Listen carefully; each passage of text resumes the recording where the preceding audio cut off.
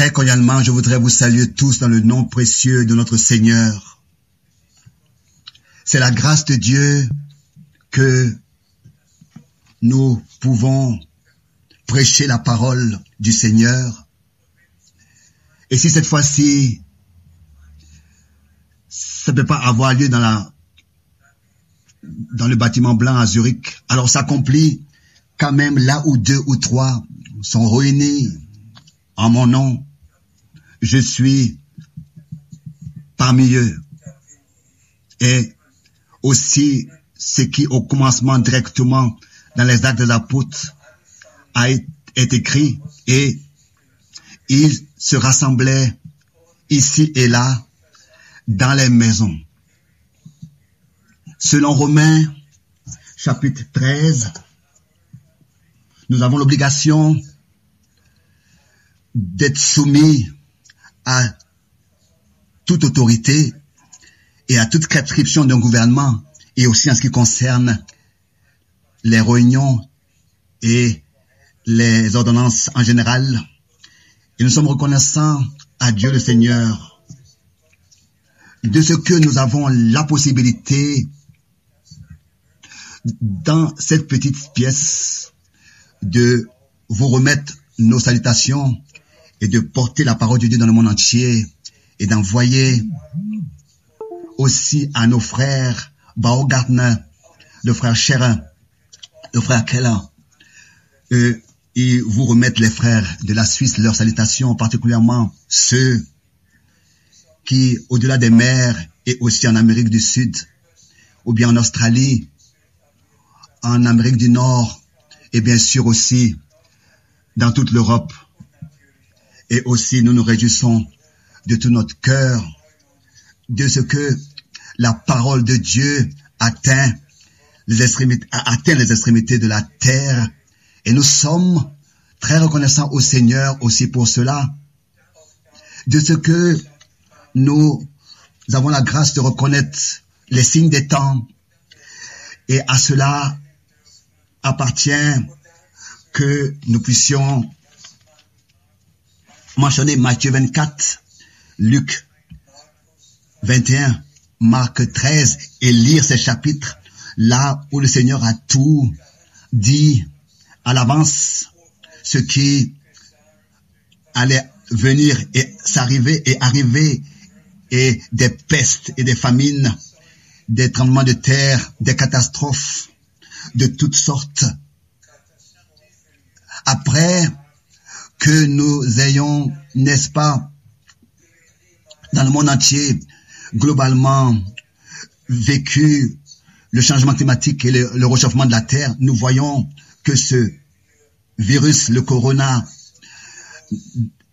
a atteint tous les continents. Presque impossible à comprendre que une telle chose existe. Les distances n'ont plus d'importance, l'eau n'a aucune importance. Partout, sur toute la terre, c'est le même virus et les mêmes difficultés. Nous sommes vraiment arrivés dans un temps dans lequel tous, même les incroyants, doivent entrer en eux-mêmes et comprendre que ce n'est plus tel que c'était, et que ce ne sera jamais plus comme c'était. Nous vivons dans un temps dans lequel des prophéties bibliques s'accomplissent en Israël, dans les peuples, de toutes sortes de manières, et nous sommes très très reconnaissants au Seigneur aussi de ce qu'il est écrit, que l'évangile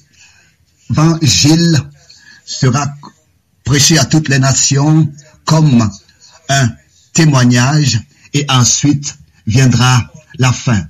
Donc, nous voyons de Zurich nos salutations dans le monde entier.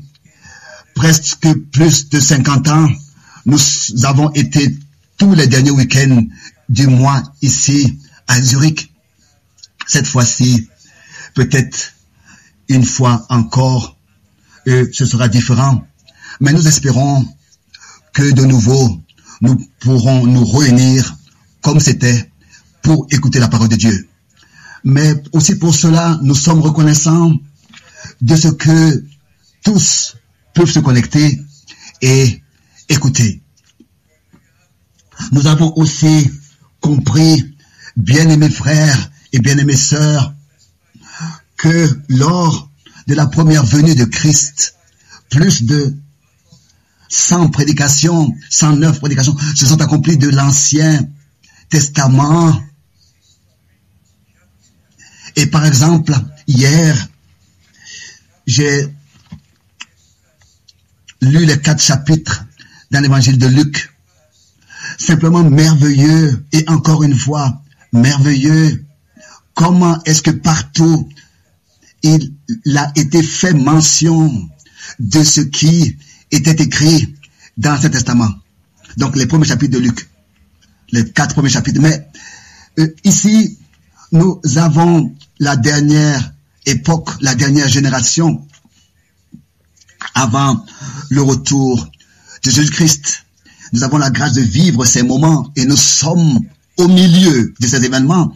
Et la fin est vraiment très, très rapprochée, car notre Seigneur disait, quand vous verrez que tout cela arrive, levez vos têtes, car vous savez que votre rédemption est proche. Quand vous verrez que toutes ces choses commencent à arriver, redressez-vous et levez vos têtes. Donc nous sommes très reconnaissants aussi de ce que nous avons la grâce d'avoir le dernier message divin original et que Dieu nous a ramenés vraiment dans sa parole, à sa parole, dans son amour et dans sa grâce. Et que, comme le frère Branham l'a toujours de nouveau dit en insistant, Dieu, d'une manière très particulière, après la Deuxième Guerre mondiale, Dieu a pu l'utiliser à, n'est-ce pas, envoyer le dernier réveil, a commencé le dernier réveil de guérison, et Dieu, d'une manière unique et particulière, a pu l'utiliser, mais ensuite a suivi la deuxième partie, pas seulement l'évangélisation et la guérison des malades et la conversion, mais aussi l'introduction dans tout le dessein du salut de Dieu, l'ouverture des 7 sceaux. Et nous pouvons remercier le Seigneur de tout notre cœur de ce que nous avons été informés de ce que Dieu a déterminé pour cette époque. Et à cela appartient la promesse que notre Seigneur, dans Matthieu 17 et aussi dans Marc 9, a dit en répétant, Élie vient premièrement et rétablira toutes choses dans l'état primitif, comme autrefois le prophète Élie avait rassemblé le peuple et sur la montagne de Carmel, la décision devait être prise. Et voilà que il a pris les 12 pierres selon les 12 tribus et il l'a rétabli l'autel du Seigneur. Il a apporté le sacrifice sur l'autel, il a versé de l'eau et ensuite il a prié. Seigneur, Dieu Tout-Puissant, que aujourd'hui cela soit manifesté, que tu es le seul vrai Dieu en Israël et que je suis ton serviteur et que j'ai fait tout selon ta parole. Et voici que la réponse vint du haut des cieux. Dieu a répondu de feu, avec du feu, et a consumé le sacrifice et l'autel en tant qu'une confirmation visible que cet homme avait agi, mandaté par le Seigneur. Et de la même manière encore, c'est aussi dans notre temps. C'est vraiment un mandat divin que frère Branham a exécuté par la grâce de Dieu. Et à cela appartenait, n'est-ce pas, que l'enseignement des 12 apôtres soit nouvellement rétabli sur le chandelier et que tout dans l'église de Jésus-Christ soit ordonné bibliquement. Pas d'enseignement étranger, pas d'interprétation, pas d'explication, mais le même évangile de Jésus-Christ qui fut, n'est-ce pas, prêché il y a 2000 ans d'ici, à l'époque déjà sous un mandat divin, et Paul déjà pouvait donner cette exhortation et cet avertissement dans Galates chapitre 1 au chapitre 8 concernant ceux qui prêchent un autre évangile. Bien-aimés frères et sœurs, soyons reconnaissants. Reconnaissants pour ce que Dieu a révélé dans notre temps. Et disons cela à haute voix et clairement à tous les peuples et dans toutes les langues. Nous sommes à la fin du temps, nous sommes arrivés à la fin du temps de la grâce, et que je puisse aussi mentionner cela brièvement concernant ce que frère Branham a dit en insistant, a répété en insistant, que depuis les jours de la Réformation, un nouveau commencement a été fait. Après que 1000 ans des âges cruels appelés l'âge des nations. Et bien aimés frères et sœurs, ça a été appelé l'âge obscur, le moyen âge. 1000 ans sont passés depuis le concile à Nicée, mais Dieu a fait un nouveau commencement, et depuis les jours de la Réformation, tout, l'un après l'autre, a été rétabli, a été restauré.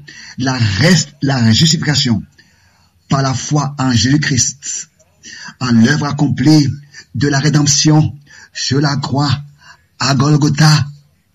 Et ensuite, dans l'autre partie, ça a été l'âge du réveil de la sanctification dans la parole de Dieu, dans l'obéissance et dans la foi à ce que Dieu nous a dit dans sa parole et nous a ordonné de mettre en pratique. Et en tant que troisième âge, c'était le déversement du Saint-Esprit et de revenir et le retour des dons de l'Esprit et des ministères dans l'Église du Nouveau Testament. Donc, depuis les jours de la Réformation, pas à pas, le peuple de Dieu, durant les âges, a été ramené et toujours plus proche de ce qui existait et avait été prêché et pratiqué dans l'Église primitive et avait été expérimenté par les croyants dans l'Église primitive. Dans l'Église primitive, c'est pas seulement des enseignements qui ont été prêchés, mais les expériences des croyants appartenaient à la parole prêchée et à l'enseignement apporté. Pas seulement la foi à la justification, mais la foi en la justification en vertu de l'œuvre accomplie de la rédemption qui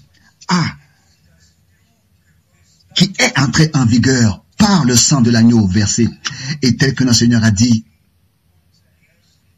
ceci est mon sang, le sang de la nouvelle alliance qui a coulé pour le pardon des péchés de plusieurs.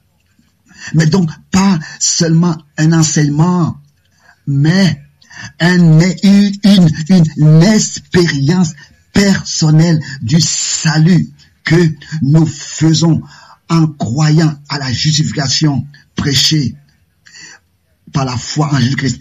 Et c'est la même chose aussi avec la sanctification. Et tous nous savons ce qui a été prêché. Comment est-ce que les croyants doivent vivre? Comment est-ce que les hommes doivent vivre? Les maris doivent vivre? Comment est-ce que les femmes doivent vivre?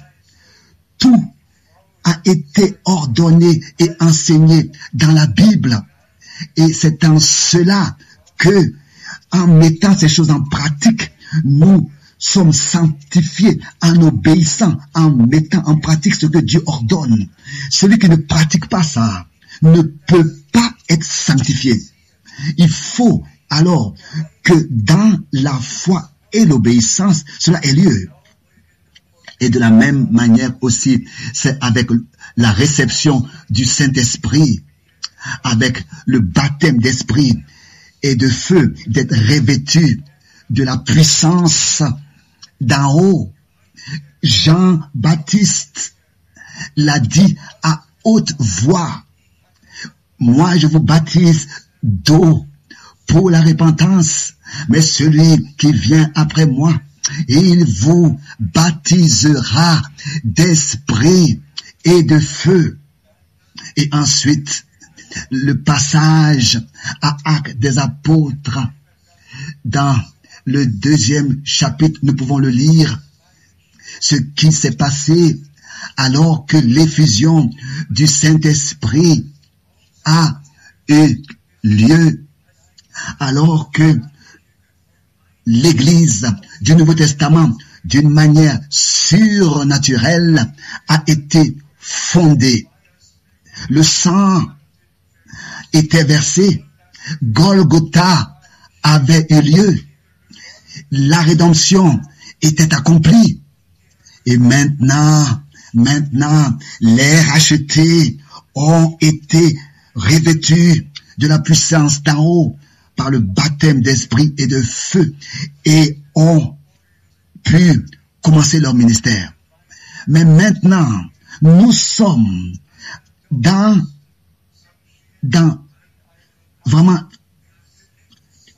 le dernier laps du temps, après, n'est-ce pas, tout ce que nous avons vu, le réveil pentecôtiste qui ensuite est passé à un réveil, est tombé dans un réveil charismatique. Mais malgré tout, tous sont restés dans leur fausse doctrine. Et ça, je le dis avec un cœur brisé.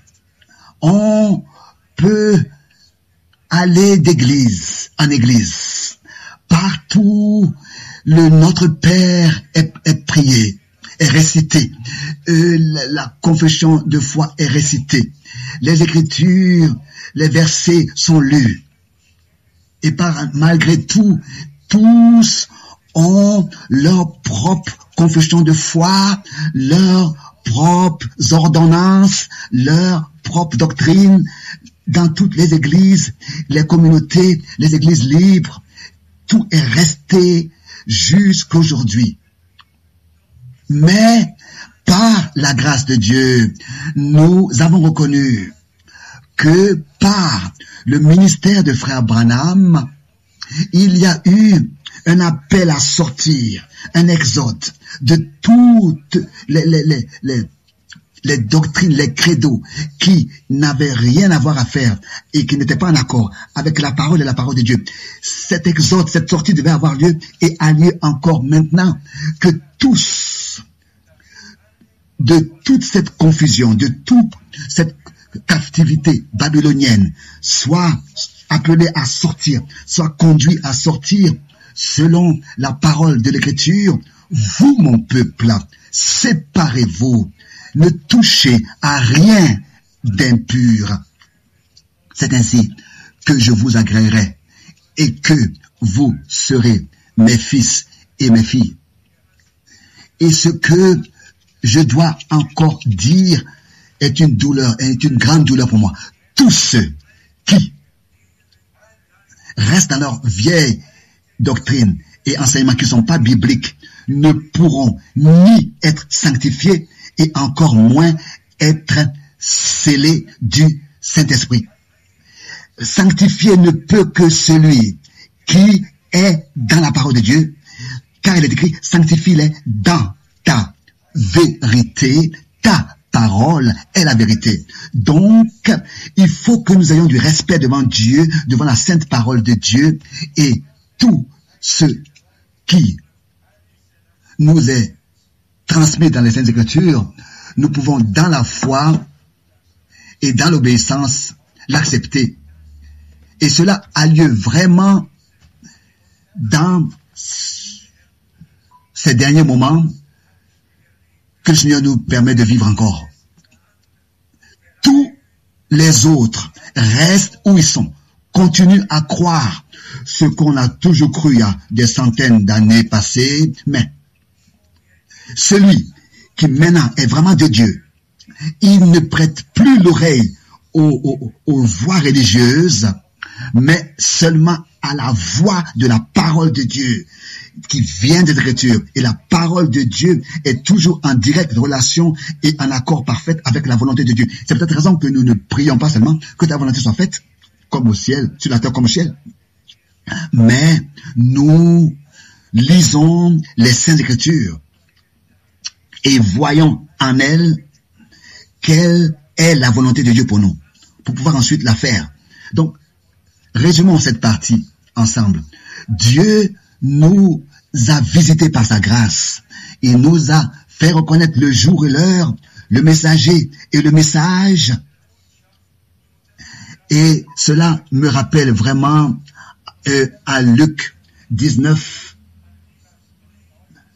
Nous avons ces deux choses devant nous. D'un côté, alors que les disciples, n'est-ce pas, avaient chanté cette louange, Hosiana, à celui qui vient au nom du Seigneur, le roi d'Israël.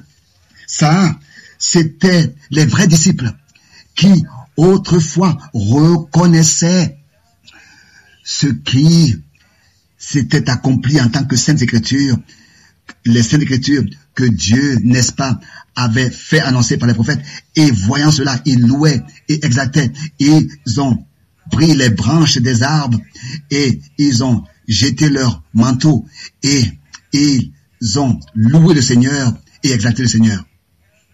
Les scribes et pharisiens sont venus au Seigneur et ont dit, ordonne-les de se taire. Et ensuite, le Seigneur est allé sur la montagne des Oliviers. Et de la montagne des Oliviers, il pouvait bien voir le temple et pouvait bien avoir une vue d'ensemble sur Jérusalem. Et il a pleuré amèrement sur Jérusalem. Alors que les scribes et pharisiens, tous les rabbins, tous étaient présents avec leur Torah. Tous étaient là avec la Torah.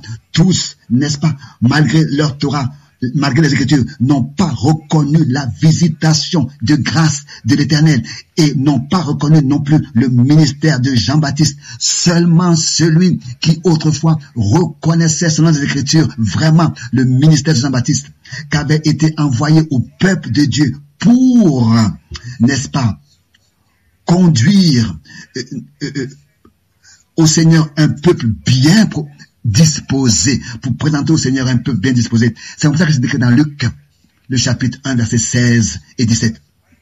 Celui qui reconnaissait le ministère de Jean-Baptiste, croyait à ce ministère, avait la possibilité de se préparer pour ensuite prendre part à ce qui allait être accompli par l'œuvre accomplie de la rédemption, et le jour de la Pentecôte, être présent et expérimenter ce que Jean-Baptiste avait prêché. C'est la même chose encore aujourd'hui, frères et sœurs. Ce n'est pas de s'élever, ce n'est pas de l'orgueil de dire que celui qui maintenant reconnaît le ministère que Dieu a déterminé pour ce temps, il sera conduit à prendre part à l'accomplissement des promesses pour ce temps. Il va les accepter, il va les croire et il va sortir de tout ce qui n'est pas en accord avec Dieu et la parole de Dieu.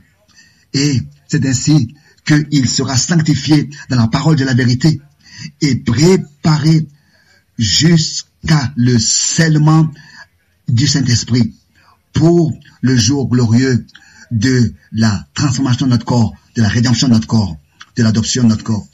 Je veux lire dans 1 Pierre, le premier chapitre, quelques écritures. 1 Pierre, le premier chapitre, à partir du verset 18.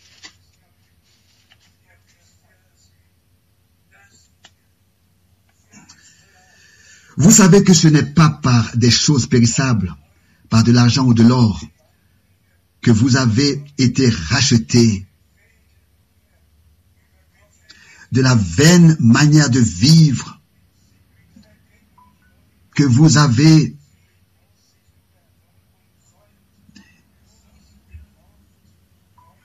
hérité de vos pères.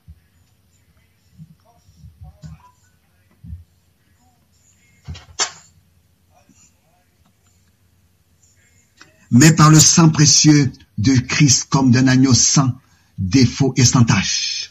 Ici, l'apôtre a apporté l'œuvre de la rédemption vraiment dans son noyau.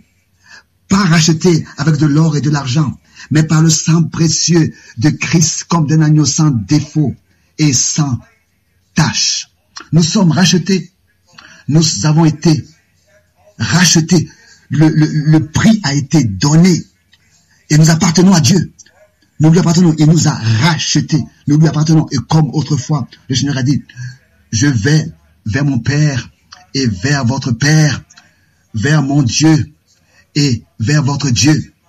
Et nous allons voir tous ceux qui sont nés de nouveau par une espérance vivante, pour une espérance vivante, peuvent appeler Dieu leur Père. Seulement les enfants de quelqu'un peuvent le dire Père, peuvent lui dire Père. Et c'est ainsi que par la grâce de Dieu, Dieu est notre Père parce que nous sommes nés de lui, nés de nouveau, nés de son esprit. Et c'est ainsi que nous pouvons appeler Dieu notre Père. Au verset 20, nous lisons,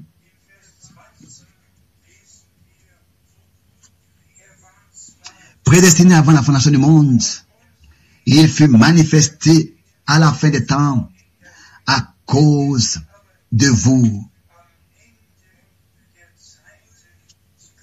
À cause de vous. À la fin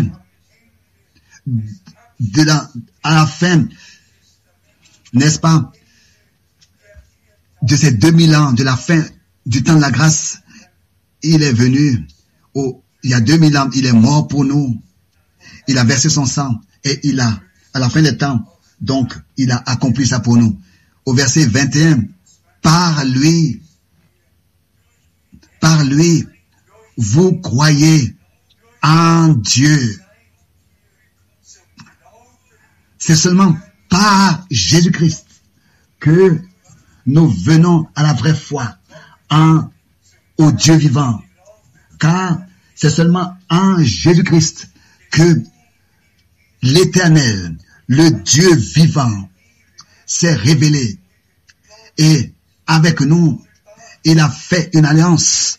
Et c'est en Christ Jésus que nous avons été réconciliés avec Dieu. C'est pour cette raison que nous prêchons la rédemption qui s'est accomplie par Jésus-Christ notre Seigneur. Encore une fois, le verset 21, par lui, vous croyez en Dieu. Vous croyez en Dieu qui l'a ressuscité des morts et lui a donné la gloire en sorte que votre foi et votre espérance reposent sur Dieu. Notre foi en Jésus-Christ, notre Seigneur, est directement liée à Dieu et nous lie à Dieu, et les promesses que le Seigneur nous a données en Jésus-Christ, notre Seigneur, s'accomplissent. Au verset 23, puisque vous avez été régénérés.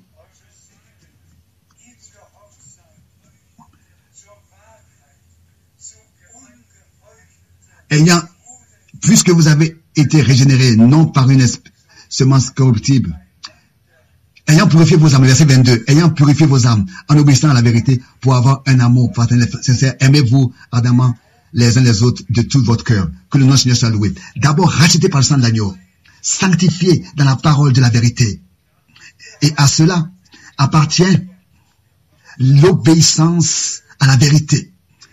Par lui, vous croyez en Dieu, au verset 22, ayant purifié vos âmes en obéissant à la vérité. Pour avoir un amour et fraternel sincère, en allemand sans hypocrisie. Et au verset 23, puisque vous avez été régénérés, non par une semence corruptible, mais par une semence incorruptible. En allemand, puisque vous avez été nés de nouveau, non par une semence corruptible, mais par une semence incorruptible, par la parole vivante et permanente de Dieu. Alléluia. La parole est la semence. Par les interprétations, par les explications, l'homme des hommes, mais la parole de Dieu originale, telle que elle est sortie de la bouche de Dieu. C'est ainsi que elle est la semence originale de Dieu qui, par la prédication de la foi, entre dans le cœur du croyant et aujourd'hui encore est placée dans le cœur du croyant. Nous ne prêchons pas seulement, nous mettons la semence incorruptible de la parole de Dieu par la prédication dans vos cœurs pour que le Saint-Esprit puisse venir sur la parole ensemencée que vous avez reçue et que ensuite le Saint-Esprit puisse créer sa vie et produire la vie éternelle et que vous puissiez naître de nouveau par la semence incorruptible de la parole de Dieu que vous avez reçue dans votre âme, dans votre cœur, pas par une pratique, un sacrement ou bien par une pratique religieuse que quelqu'un pourrait faire, mais c'est l'œuvre, c'est la parole de Dieu, c'est l'œuvre de Dieu et c'est l'Esprit de Dieu qui crée la vie en nous. Et ensuite, au verset 24, car toute chair est comme l'herbe et toute sa gloire comme la fleur de l'herbe. L'herbe sèche et la fleur tombe. Et maintenant arrive. Mais la parole du Seigneur demeure éternellement. Alléluia. La parole est la semence. Et la parole de Dieu demeure éternellement. Et c'est ainsi que tel que Pierre, en tant qu'apôtre, pouvait dire, c'est ainsi que moi aussi, aujourd'hui, de tout mon cœur, je peux le dire, ce qui est écrit ici, dans la dernière partie du verset, à la fin.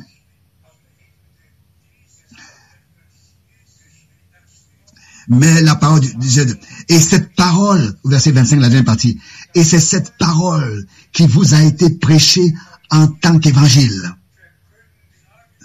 Disons encore une fois, le verset 25, la parole du Seigneur demeure éternellement. Mais ceci est la parole qui vous a été prêchée en tant que message du salut, en tant que évangile, en tant que message de joie, bonne nouvelle. Et c'est ainsi que nous pouvons vous prêcher l'évangile, le plein évangile. C'est ainsi que, aussi certain que tous ceux qui l'écoutent de notre bouche expérimentent tout ce que Dieu, par sa grâce, en vertu de l'œuvre accomplie de la rédemption, nous a accordé en Christ et que ces choses peuvent être manifestées par la foi dans notre vie. La foi et l'obéissance vont ensemble. Que ces paroles de Pierre de l'épître de Pierre soit reçu dans le cœur de tous. Aussi particulièrement ici, la parole du Seigneur demeure éternellement. Et c'est cette parole du Seigneur-là, c'est cette sainte parole sainte-là, cette sainte parole-là, cette sainte parole, c'est celle-là que nous vous prêchons. Le Seigneur Dieu qui puisse garder tous, bénir tous, et encore une fois, revenir au commencement. Ce qui se passe maintenant sur terre n'a jamais existé.